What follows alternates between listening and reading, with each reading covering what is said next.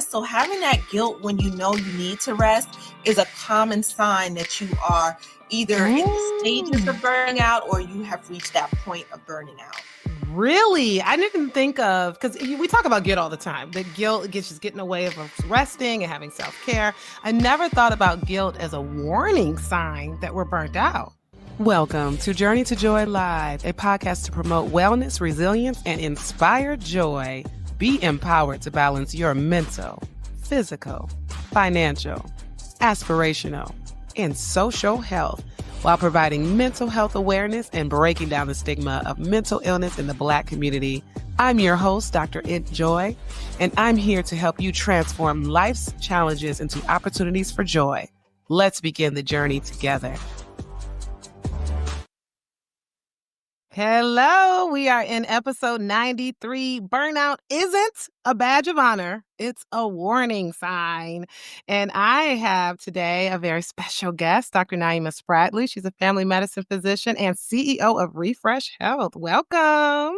Thank you. Thank you so much for having me today. Thank you for coming. So tell everyone who you are other than what I just said. Sure, absolutely. So, just as mentioned, I am Dr. Naima Spradley. I'm a board certified family medicine physician. I've been practicing for over a decade. And I do have my direct primary care practice called Refresh Health in Laurel, Maryland, in which I do a variety of things. I do primary care, I do lifestyle medicine, I also do weight loss management. But outside of that, I have a true passion in my coaching program called Thrive and Rise, where I help high achieving Black women to break free from burnout. So I was that girl. I experienced burnout. And so now I just feel so humbled and honored to be able to pass on the strategies on how I broke free to help other women do so. That is awesome. And I do have this website here. Is Thrive and Rise. Can that be found there, or is this a separate one? Yes, absolutely. So if they go to this website, which is my main website, you can find my coaching program, Thrive and Rise, right on that website. Awesome. And of course, you're on Instagram. You're also on Facebook. And I believe that is all the places we can find you. Yes, I'm on TikTok as well. With TikTok. Refresh Health MPC. So you can find me there as well, or my personal Facebook at Naima Spradley. Awesome. So what is lifestyle medicine for people who may not know exactly what that is? Sure. So lifestyle medicine is more of a holistic approach to medicine. So we have what we consider westernized medicine. That's where a lot of medicines or prescription medicines are used. With lifestyle medicine, there's a few different pillars that you use. So you're actually working on lifestyle changes to either help patients to scale off of medicines or come off of medicines, or to help them prevent certain things if there's something prevalent in the family and they want to know what kind of lifestyle changes can they make to prevent them from, getting something that maybe a lot of their family members have. And so that's what lifestyle medicine is. It's real work. You got to put in the work when it comes to lifestyle medicine. Especially lifestyle, because you got to remember to do it every single day throughout the day, all your life, because it's lifestyle. Exactly. Yeah, it's not just going on a certain diet just to lose that weight. Because I'm going through that right now. I finally had lost the last baby weight that I had, and I did intermittent fasting. I lost the 25 pounds, and everything's great. But then as I start to incorporate some of the diet changes that I previously had, I'm just like noticing the weight come back. I'm like, oh, this is a lifestyle. Yeah, it's hard. It's definitely hard. And with lifestyle changes, it's a progress, right? It's a process. It's not anything easy. You take it one day at a time, you fall off the bandwagon, you get back on the bandwagon, and that's all you can do. You got to give yourself grace when you're actually trying to make lifestyle changes. Yeah, and you know who you are if you're the type that can look at the scale so often. Because I know for me, I have to look every day so that I know that I'm not creeping up. But for some people, don't do that. Right. And I tell my weight loss patients, don't do that. Don't because it does become obsessive. It does. Because I feel like if I go a month without looking and I'm 10 pounds heavier, then at least I would have caught it sooner. But I get it though. Some people, no, they can't look. Right. Right, absolutely. Now, are you virtual? Are you outside of Maryland? People can, access you outside of Maryland? So right now I'm serving the DMV area, DC, Virginia, and Maryland, Mhm. as far as my practice goes. However, for my coaching program, I am doing all the states. So it is virtual. It's a virtual Nice. program. And that's the Thrive and Rise program, right? That's the Thrive and Rise coaching program. Okay, for coaching, she's got all the states, everybody. Sounds great. All right, so we're gonna get into this burnout because it's important. I've been really focusing on the wife, mom, boss audience. I'm a wife, mom, boss, so that's why I focus on it. And there's a lot of us high achieving women out there that are just feeling like we have to be everything to everyone, and that burnout is just something that we have to deal with. And it's not the case. It's not a badge of honor. But I see why people could think that because it's just like when you feel like you've done everything and you're drained at the end of the day, it makes you feel like, oh, at least I did it all. At least I did those things, but to what expense? So can we talk about what are some of the early warning signs of burnout that women, especially high achieving women like the wife, mom, bosses, often ignore? Absolutely. So, a lot of things that I see, and I can attest to it because I experienced it, is this thing of like chronic exhaustion. So, not just Mm. physical exhaustion, but literally you go to sleep tired. You could get 8, 9 hours of sleep. You wake up, you still are tired. And it's because it's more of a deep mental and emotional fatigue. So, it doesn't matter how much physical sleep you're getting, you never completely feel like you are rested.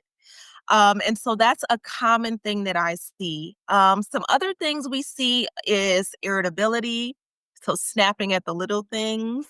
Because you just don't have the capacity to handle one more thing. You're overwhelmed. So it's like the smallest things get to you. Yeah. And it's just like, "Oh my goodness," and, you don't mean to snap, but that's just It your just reaction happens. for what's going on inside of you. Mhm. Outside of that, it could be gut issues, so a lot of the times, we can experience things like nausea or diarrhea or constipation for some people. So just a lot of things that are going on with gut health because a lot of the times we can see anxiety that kinda comes along with it as well. So it's like it all kind of works hand in hand. What we feel physically, what we feel mentally, they all work hand in hand. But the key thing I see is that a lot of women will have this guilt for resting. Yeah. And so it's like, oh, if I'm resting, I'm not being productive. I'm being lazy. This is supposed to be a luxury because I'm resting and I have so much to do. I don't have the time to rest. So having that guilt when you know you need to rest is a common sign that you are either in Mm. stages of burning out or you have reached that point of burning out. Really? I didn't think of because we talk about guilt all the time. The guilt gets just getting in the way of us resting and having self care. I never thought about guilt as a warning sign that we're burnt out. So you mean that when we're not burnt out, we don't experience guilt? So actually we do. I think in our just being a woman in general, we are so used to being the nurturer, being the person that holds things together, being the one that's going to make sure everything is in place. And Yeah. so when we are not doing that because we feel like we need to have a little rest, we feel a little guilty about it. That's understandable. But I'm Mhm. talking about to the point where we feel like rest is a luxury when in Yeah. all Mhm. actuality rest is required. It's a Mhm. requirement for us, just like we need air to breathe and we need water and food to nourish our body. These are all requirements and needs, and rest is a need. So when we get to the point where we are not doing it because we're so guilty, Mhm. that's when we really need to sit back and think, like, am I Exactly. experiencing burnout? And burnout, there's stages to it. You don't go from normal to burnout. You go through 5 actual stages of before you get to burnout.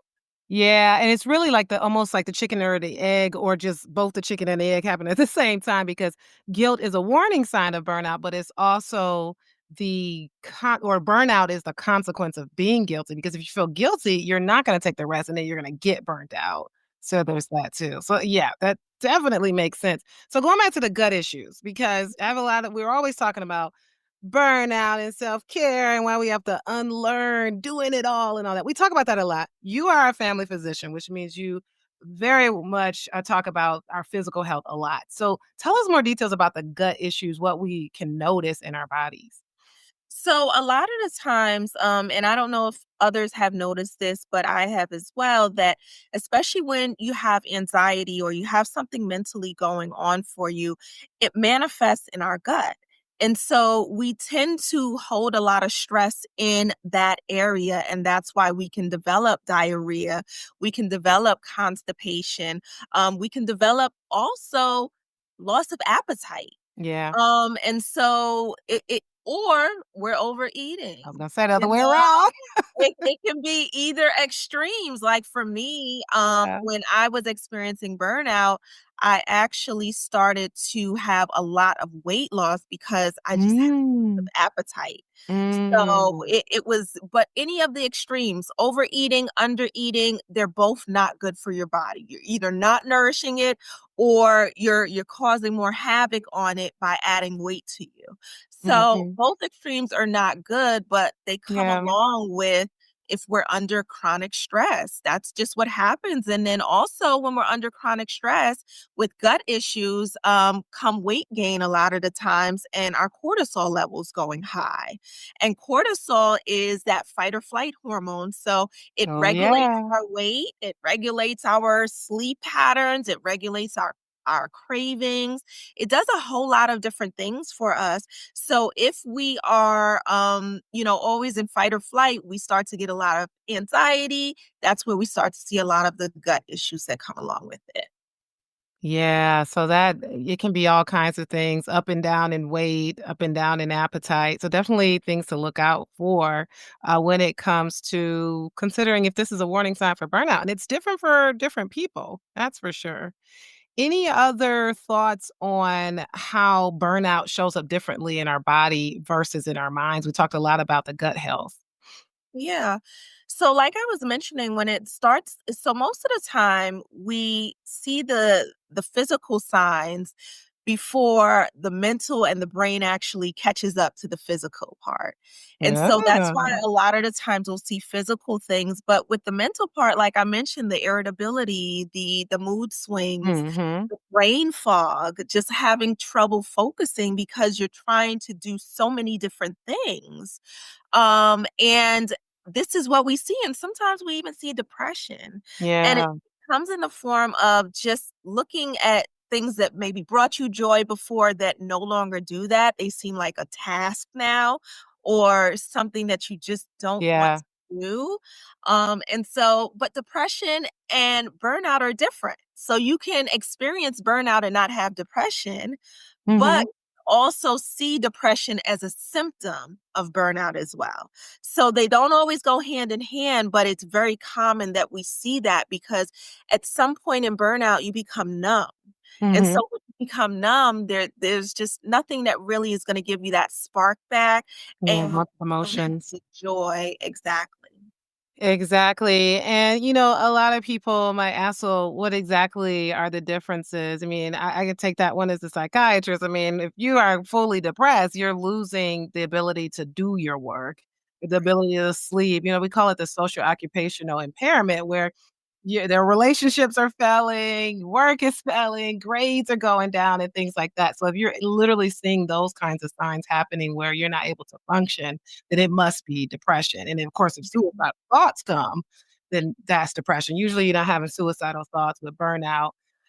You can see with burnout turning to different things like drugs and alcohol, I can imagine, right? Because you're starting to feel those signs and you're turning to certain things to feel better. What do you see in your practice with that? Yeah, so I definitely agree with that. With all things, when we're going through stress, when we're in a highly stressful situation, we're going to turn to things that we feel like are going to bring us comfort or going Yeah. to numb the situation. So that's why a lot of people will either start drinking or overeating because that's a comfort for some people. Or like you said, turning to drugs, either the heavy drugs or marijuana just to, kind of take your mind off of the situation for a short period of time. And that's how we start to build up habits, unfortunately. And so not only are you dealing with the stress and the burnout, But now you're adding another habit on top of that, and it's not a healthy habit. So now you're Hard to trying to tackle a undo. whole lot of things. Yeah. Well, with the comfort food, Dr. Naima, I mean, we can't have any comfort food. I can't just go to Cold Stone and get my favorite chocolate and peanut butter graham cracker crust caramel ice cream just one time. Of course you can. That is a part of self-care, okay? If it brings you joy, that is a part of self-care. Now, it's just when it's overindulging that it's For a every day? Not every day, right? Yeah, ice cream, that is my weakness right now. I had a 3 and then it's spring break, so I take the kids to have ice cream. That's my weakness right now. But, I mean, also, it's not in a setting of feeling burnt out, I don't think. I feel like my burnt outness goes, like, up and down. Because as a wife, mom, boss, there's things that make you feel drained, temporarily, but then there's, like, the full-on burnout that's just, like, consistent and long term. Mhm. Yeah, and that's what I was saying, there's 5 stages to it. So you have what we number 1 is the honeymoon stage, where we're like, "Oh, I can do it all. I'm feeling good. I got this. No worries." And then it starts to kind of fizzle down in the stages till you get to stage 5, which is that habitual burnout stage. And that's that stage where you're pretty much numb and you're just like, "Okay, this is what life is. I'm just gonna have to take it for what it is." And unfortunately, I was teetering between a 4 and a 5 stage Mhm. where I finally got the help that I needed, but I always tell women, "Go off of the warning signs." Your Yeah. body often will whisper before it screams to you. Well, And that's good. so It's giving us a yeah, sign. yes, yes, and so if you're seeing little things that are, not how you would normally be, listen to those warning signs so that you don't get Changes. to a 5. Exactly. Exactly. So you named number 1 as being honeymoon, and you named number 5 as being habitual burnout. Is there a name for 2, 3, and 4, or is just kinda like a gradient? Yes, so number 2 is kinda what they say, the slow drain. So it's like, Mm. okay, I'm feeling fatigued, I'm feeling a little drained here, but, I still am able to move forward. Mhm. Number 3 is where you're like, "Okay, I am exhausted, but I just don't have the time to work on me. I need to still keep doing what I need to do." So you still have that energy, but it's slowly dying. And you're like, I know I need to do something, but I just don't have the time to pour into me and actually get help or do something for myself. And then the fourth stage is actually where we consider it burnout. It's called burnout. Mm. And that's where you know absolutely that you are in burnout, you know that you need to get the help, and at that point, you are physically, mentally, and emotionally drained, so you don't have that energy that you had with stages 1, 2, and 3. You And really gotta like catch that when you get to 3, it sounds like. You do not wanna get to absolutely, 4. absolutely, Yeah. absolutely. Awesome. Thank you for explaining that. I didn't know about the stages of burnout. So it's good to know it's a stage. It's not like on and off, like all or none, like either you got it or you don't. You can actually catch the signs, and everyone's signs are different. What are some simple yet powerful shifts that women can make in their daily routines to move from survival mode to sustainable wellness? Because we do want to see what we could do to be able to prevent burnout. Absolutely, absolutely. So there's 2 main things that come to my mind. Hmm. The first one is start your day for you. Yeah. Okay. Yeah. So, what I mean by that is start your day for you means don't wake up and turn on social media and scroll through your phone looking at everybody else's business. Don't Exactly. go downstairs and make breakfast and get lunch ready for the kids. Don't get onto your email and start sending out emails or checking Definitely. emails for work. Mm-mm. Um, it means actually taking time for you. And so what that means is 15 to 20 minutes from waking up, you need to be pouring into you. You need to be either meditation, journaling, affirmations, devotionals, drink a nice cup of tea, exercise, whatever Yeah. is going to pour into you is what you need to do for the first 15 to 20 minutes of getting up and starting your day off.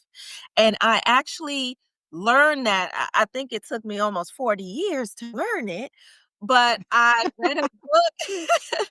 I read a book called Miracle Morning, and Heard he of it? actually, you have you heard of it before? Yeah, yeah, yeah.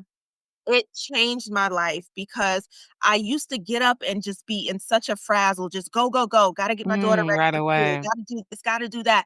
I started getting up an hour early for me, and I noticed A that whole I have the hour. time, a whole hour. It was a struggle, because 'cause I'm not a morning person, but I said, "You know what? I can make healthy changes. I can do it."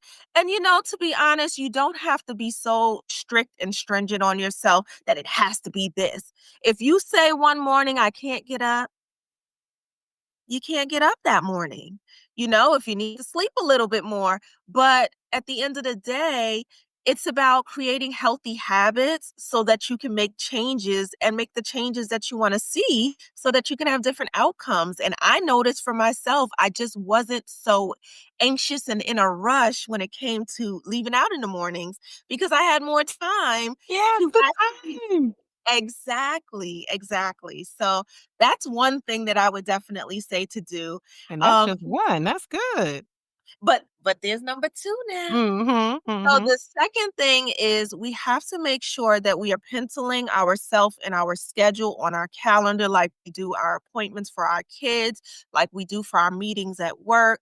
Because when we have ourselves on the schedule, we're going to make sure that we actually prioritize ourselves. Yep. So if you say, hey, every second Friday, I'm going to make it a self care day, then make sure that you do that for yourself. Put yourself so you can get a little alert, self care day for Naima, self care Yeah, if day it's for there, you're not gonna double book yourself. Yeah. Exactly, because if you do that, then you're going to make sure that you prioritize you. And I'm not saying you got to get your hair done and your nails done and a massage every month, but that can just mean snuggling up in the bed and watching a Netflix video. Mhm. But it's giving yourself time to rest and to give yourself that care that you need. Yeah, penciling yourself in, waking up in the morning, prioritizing yourself. I mean, it makes me think of like the organization and preparation that literally goes against burnout and stress. Like I've learned that just simply having more time and Mhm. preparation reduces my burnout or stress. Like when my husband was out of the country, I knew I'd be for the few days just me taking care of the kids. I turned it up as far as the preparation. I made sure everything was ready the night before, and so Mhm. everything just went well. Woke up a little bit earlier. I'm like, "Why can't I just do this every time? Why it's gotta be when he's out of the country?" So it's just like, if you do those things, those self-care things, then it obviously helps. So these are really good things to think about. And also technically penciling myself in is also synonymous to me taking a conference trip by myself. Because although it's for our CMEs that we need for our education, it's so waiting for me to get that me time trip. Yeah, and it sure is. You have to get that mommy time in and by yourself, you It know? was good. I had a staycation last week. That concert conference was in the city, and I still stayed at the hotel. I'm like, "Mm-mm." As you should have, as you should have, absolutely. Yes, yes. Yes, thank you for that. We definitely could use these. These are strategies we all talk about, but clearly we have to talk about this consistently because you are watching, you know that you're not always doing these things. And even the best of us, the ones that know everything to do. I mean, I've spoken to psychiatrists, family medicine physicians. They're like, oh, I know all the things to do. I just don't do it. It's like, well, why not? Right. Yes, yes. So we talked about the stages of burnout. Let's say we got to a 4, let's say we to a 5. So for women who feel like it's too late and they're already deep in burnout, what's the first step towards healing and reclaiming your energy? Because maybe just simply waking up in the morning is not going to cut it, especially if their energy's so low. Right. So I would say the first step is giving yourself permission to pause. Mm. Okay? That's the first step. And I never tell women that um it's too late. Because when I think about burnout, I say that when you're burnt out, You're not broken, you're just depleted. Okay? So we just need to give you Love that it. replenishment to get you back to who you are and who you want to be. And so it's never too late, whether you're in stage 1 or you're in stage 5, to get the help that you need, but starting with giving yourself permission to pause and to do it without a plan sometimes is another thing, and to do it without guilt. And so if I can just kind of tell you a little bit about this, because this resonates so much to me, because when I was experiencing burnout, I was a full-time physician and making really good money. I had no issue Yeah. from a financial standpoint, but I But was so burnt out to the point that, like I said, I was in a yeah, 4 to 5 stage. And I said to myself, yeah. this is not sustainable. I'm in survival mode constantly, but it's not sustainable Mm-mm. for me. And so I said to myself after I did seek help, and then I said to myself, I have to be able to get away from this. I have to be able to reset. And so I said to myself, I know I'm going to go part time as a way to reset, but in between time, I had to take a pause, and I literally took off a few months from work. Oh, wow, a few months. Now that's when I thought pause, I thought a couple of minutes or maybe a week. A few months, that's great. But then So that means you really needed it if you took a few I months. did. Yeah. I put my resignation in for my full-time job because they wouldn't allow me to go part-time. And Mm. believe it or not, at that time I was a single mom. But I Mm. said to myself, the only way I can show up for my daughter is if I can show up as my true self, and I was Mhm. not myself. That's And good. that's where I had to pause. I used some savings and then definitely was planning what the next step would be, but I had to take that pause in order for me to. Speaking of that, you said you use some savings. So that is definitely something, we talk about financial health so much. And so, like, that's so important because if you didn't have savings, that's a whole nother layer of stress and burnout for you because then you would feel like you can't take a break. And you really, So, you know? yeah, so that was great because at a time where you really needed that mental break, that reset, you were able to do it because of the savings. And it's not always about money, just going back to you're like, I was making a lot of money. That doesn't mean you're healthy as far as your mental health or it's not a lot of stress. Seems like the higher you go, they say, what the lonelier you are, the more stressful it is. And I remember at one point, I had heard about an opportunity where as a psychiatrist, I could make $100,000. I'm like, "How can a psychiatrist make 100?" So I'm not gonna tell too much details. I don't wanna give away, like, the company and all that, but I would've been seeing 60 patients a week and recommending certain treatments that I don't believe should be the first thing you should recommend as a psychiatrist. The first thing I like to recommend is therapy, so not this other thing. So it's Right. kinda like, are you gonna change your values and work super, super hard just for the money? No, it's not worth it. My husband like, I would have take that. But for me, no. I'm like, no, no, no. It's a total medicine is a totally different field. And so, seeing 60 patients would drive you insane, literally. It's too much. No. I see about I see less than 30 a week. So Yeah. and I'm able to do stuff like this. But one of my signs that maybe I'm at a 3 or something like that, because I'm usually always on. I'm always thinking about my podcast. I'm always thinking about my private practice. I'm always thinking about the next book or the current book or the book I already published. How could I sell that? And that stuff is fun for me. But how I know I'm reaching burnout is when it starts not feeling like fun. Where if I go on, I'm trying to create a flyer, I'm trying to create this, and it's just like, I don't want to do this. I give myself permission to pause and I don't do it because it's not like I have to be always on, but sometimes being always on feels good. Let's talk about that real quick because is that under the badge of honor? But I'm not feeling burnt out. It's fun. So I still say at some point, if we're doing too much, the body will let us know. So even if something is fun, too much of anything is not good for us. That's work, that's indulging in, whatever it is. Too much of it is not good. And a lot of the times, when we're, let's say starting something new and it's exciting and we're just all in with it, like how it is with when I started my practice, I was just like all in and just so Yeah, excited. right? But then it's like, okay, at some point, my body was like, okay, you're doing all of these things. Mhm. Take it down a notch. And so you have to listen to what your body is telling you. So you can still enjoy all the things, but you don't want to overdo anything because you will start to feel the effects of it at some point along the way.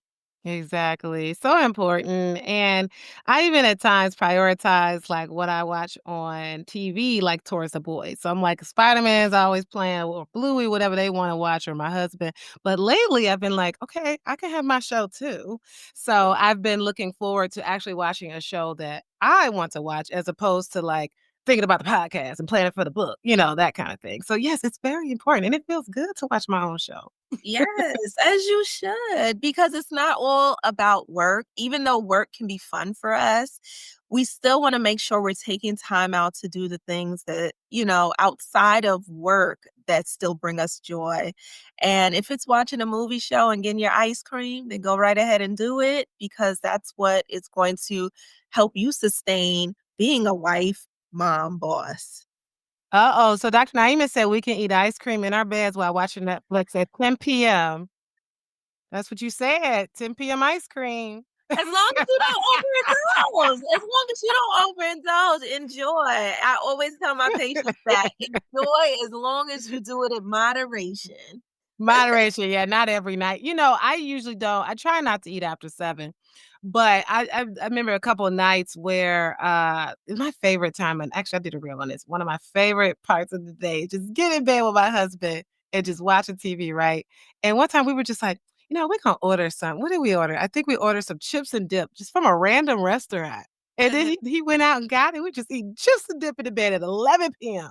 That just felt so good. But we can't do that every night.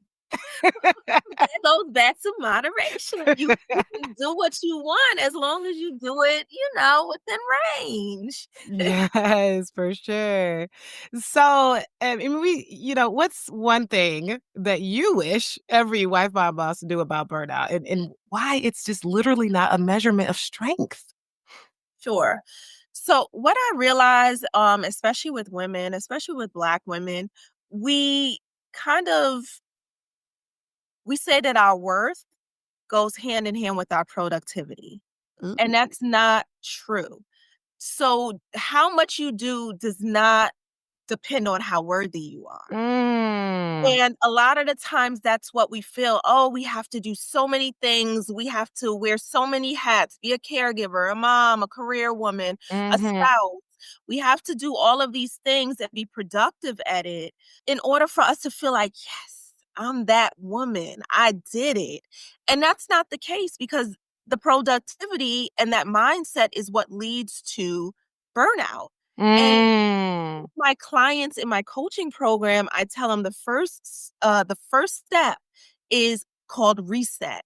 And it's resetting our mind, reprogramming, rewiring this superwoman mentality that we have to do it all in order to be the best or be worthy of rest or any type of self-care or anything when it comes to us.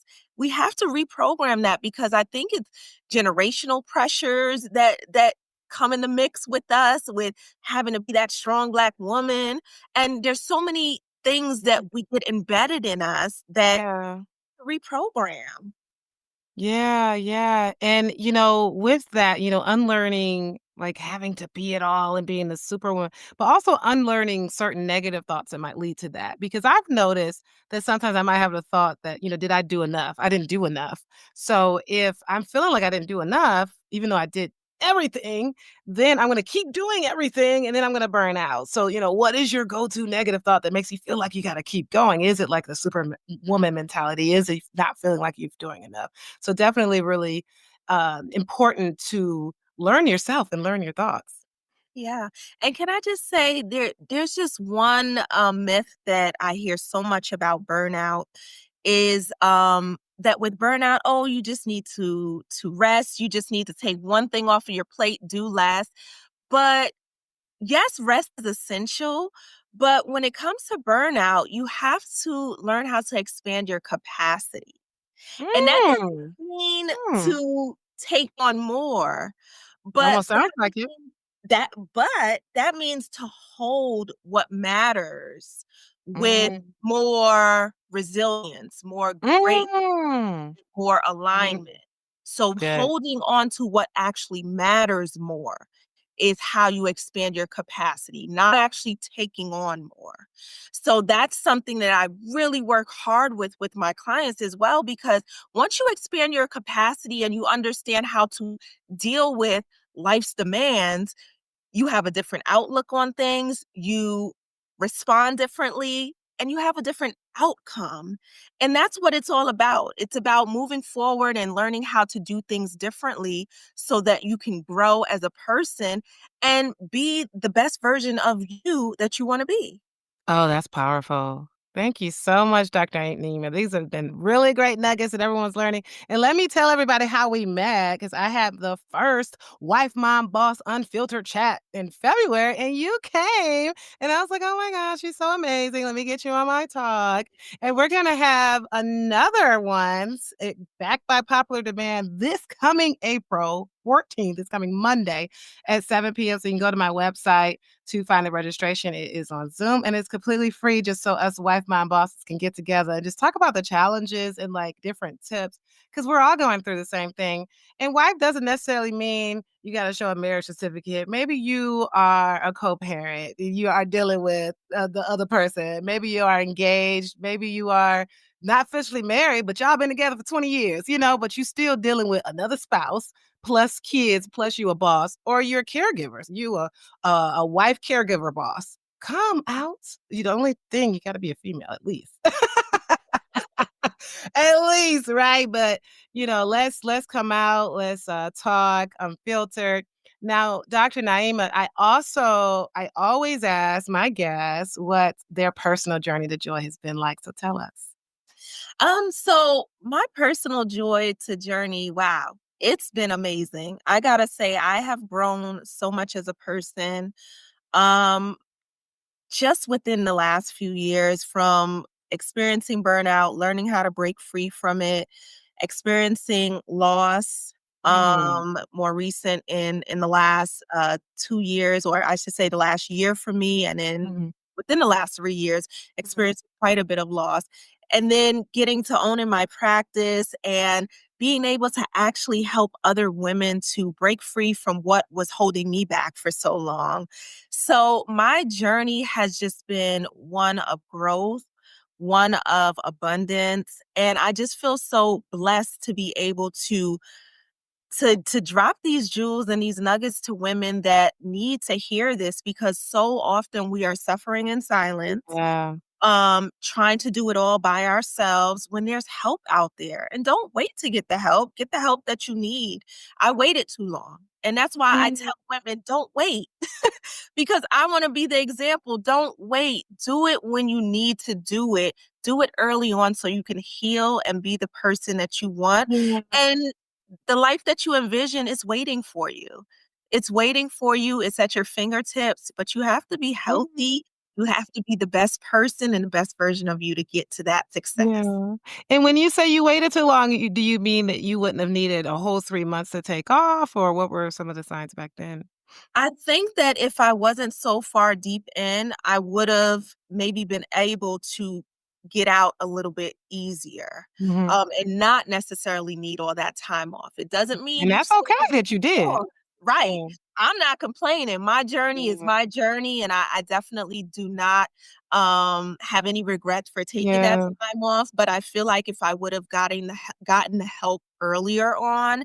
I may have needed maybe 1 month off, as opposed to 3 or 4 months off. So it's just about making sure that you get the help that you need so that you can heal in a good time frame. You don't want to be kind of prolonging this throughout your life. You want to feel good about this one life that we have to live. Exactly, and work on the financial health piece because that's how you're able to take these breaks that you need. Absolutely. Thank you so much for coming on Journey to Joy Live. I really appreciate you. Yes, thank you for having me. And please tune in to that Zoom because it was amazing. It was definitely amazing. It caught my eye just with the name itself, Wife, Mom, Boss. So you will not be disappointed when you join April 14th. Make sure Thank you you. come in, support us beautiful Black queens, and be able to have unfiltered talk. Thank you so much. I appreciate that. Dr. Naima Spradley. You can find her at refreshhealth.org, and she is also at Refresh Health MPC on Instagram, and she's on TikTok too, she said. Yes, ma'am. I sure am. The same Refresh Health MPC, and you can find me on Facebook at my regular name, Naima Spradley. Awesome. Thank you so much. Thank you. This has been an Enjoy Life production. If you're in a crisis, don't hesitate. Call, text, or chat 988 for immediate support. Please note, this podcast is for informational purposes only and is not a substitute for professional treatment. If you're looking for therapy or medication management through Enjoy Life, visit www.drenjoylife.com to request a consultation. I accept Aetna for Georgia residents, and out-of-pocket services are available for others. I'm licensed in Georgia, Florida, Michigan, Tennessee, Maryland, Wisconsin, New Hampshire, Illinois, Virginia, and Minnesota. Be sure to grab your copy of the Enjoyno on Amazon for $39.08 to help you on your wellness journey. And remember, Journey to Joy Live is every Thursday at 7 p.m. Thank you for joining me. And until next time, may you continue to transform challenges into joy.